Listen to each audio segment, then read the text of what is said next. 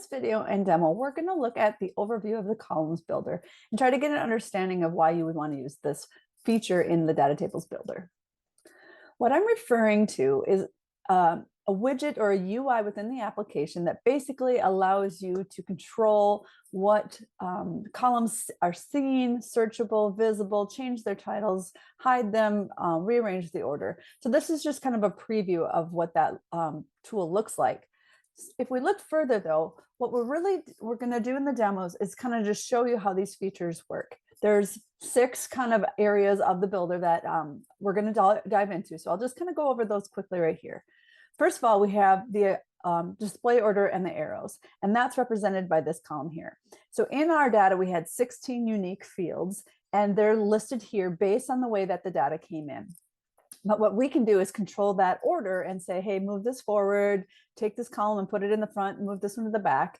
And that's going to be explained in this area here. Then we have another feature called resequencing the list, and I'll demo that too. But basically there's a button here that allows you to say, hey, after I've changed this order, let's now resequence it and so that it's fresh again. And it's probably easier to show you that by example. The third thing is this reset to default, and that button's right here. And sometimes I use it, but really it's just to get back to square one with the original data. Let's say you were making all these changes and you're like, oh, I just need to go back and I'm going to restart. So this will take back to the original data columns that you have in by default. So be careful with that because you will lose all your work if you've reorganized this report and made custom changes. This just will go back to the original values. In the fourth little area here, we have this select clear all options. Basically, these buttons work the same, but it will automatically kind of unselect and recheck all of these boxes for you. So it's a quicker way to do mass changes. And I will show you that feature in the demo too. And then 5 represents the original column name. So when the columns builder is generated, we take the original data, and by purposes of the code, I uppercase this so that you can see the difference that we actually did do a change here. And you may not like that, but that's just the way I'm building the system right now. So company underscore name turns into company underscore name, but just in uppercase. And so you can always see what the original value is if you need to come over here and rename that. And then finally, we have this return or preview button right here, and it might be called submit changes in the demo, but what this does is basically takes you out of the builder and goes back to the DataTables builder and shows you the presentation of the changes you just made. Okay, so what does that mean here? So what's really the difference? I just want to point out that when we, up to the lesson so far, we've got our data into the system and the columns came in here. And when you hit this button, build columns from data, it presented you the default data responses for those columns from the data. So they're all laid out here.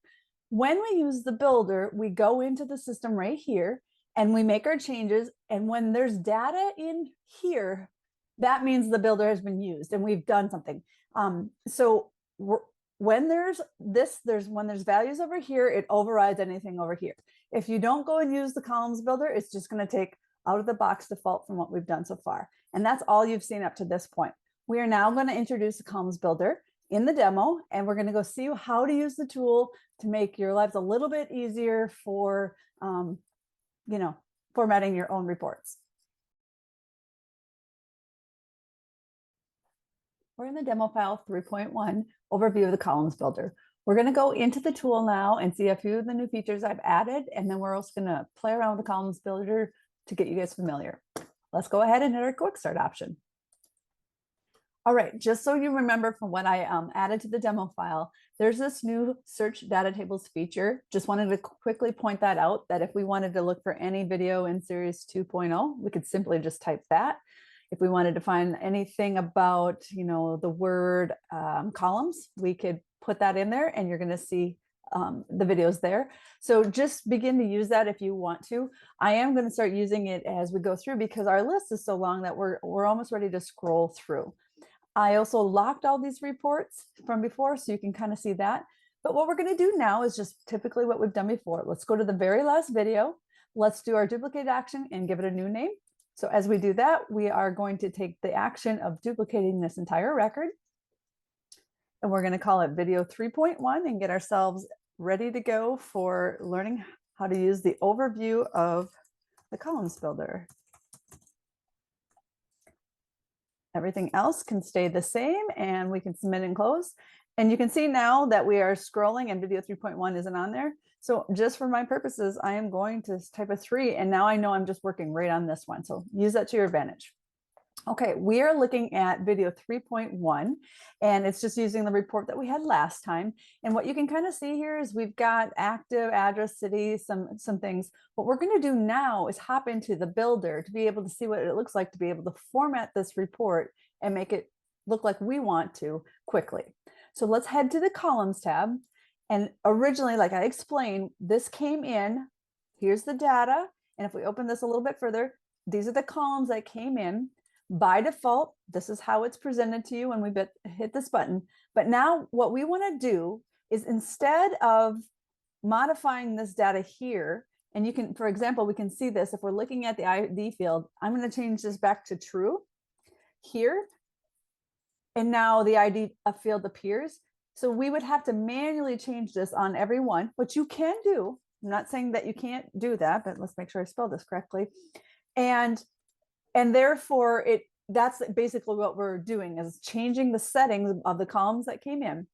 But I want to be able to give you guys an option to be able to modify these with a tool that allows you to do it graphically, okay? So in order to get to the columns builder, we are going to hit this button and it's going to generate a UI based off the data over here. So let's go ahead and hit that button. All right. Because of how I had this set, I had turned off the IDs already, they came in as such, invisible and unsearchable. So let's go through the list that we talked about in the presentation about what you can do in the builder to change things. First of all, it comes in by display order here, how that came through. There's a couple of ways that you can use the display order to your advantage. One, let's take an example of just using these buttons here. If we hit, we're on email on 7 and I hit this arrow, email is going to go up one level. So now it's up here. If I move company name down here, it's going to go to the bottom.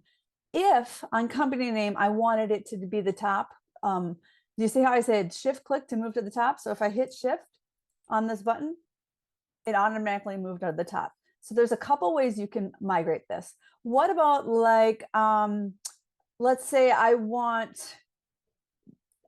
zip code to be in the second position. I could also just type something like, well, if I want in the second position, I'll type like 1.5.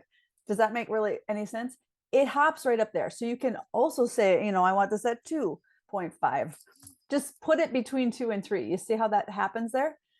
So this gives you control by manually typing it, using the arrows or the shift arrows to get things around on the screen where you want them to be. The second option here is this resequence list. This works just fine, but do you see how there's no 15 and there's no other, like a couple of numbers in here because we moved them around? If I hit recent sequence list, it's basically just going to re-put these numbers back in order 1 through 16. Okay, so that's kind of what the presentation looks like. Now, you may have noticed this earlier, but if we don't select a field, it automatically goes to the bottom of the list. So that's kind of why this ID is not visible, because down here we're not showing it. And that's why it automatically goes to the bottom of the list in any order. Okay, so resetting the to default, as I cautioned you, will actually put everything back to the way it was. And if I do that, I expect this all to go back. So let's just hit that so you can see what happens. Reset to default, it goes back to the way that you came into the view. So here we go, and this is the presentation of this report from the way it started. Okay, these select all, clear all columns work similarly. So let's just say if I didn't want anything to be orderable, this whole report, nobody could sort, I could hit this or select it back on all. So that's basically all this is doing, is a mass change. And sometimes that's helpful just when you come through and go, I only need like 3 fields off of this report, or, you know, whatever. So I might do something like that and then just toggle on the reports I want. Okay. So by just checking those boxes, do clear or select all. Pretty quick feature. the original column name here is really just for information. It's telling you what was it called when the data brought it in. So if you kind of go, oh, I renamed this, but I think I might have named it wrong. This is how you update that. And then finally, the last thing we do is hit this submit changes button to come back. So the only thing that we changed here was we reset this ID to be visible. So watch this. I'm pretty sure that I had this off and that on, and it changed this button. So it kind of knows how the columns came in and how, if anything's been changed. So if we hit return preview, we kind of know that we haven't made changes to the column builder. But if you make any other modifications, just even one checkbox or one name field, it's going to come back. So there's not much up here besides just telling you what the report is that you're working on. But otherwise from that, we can go back and return to our preview. This is the columns builder. In the next demo, we're going to get into actually changing the report to make some sense.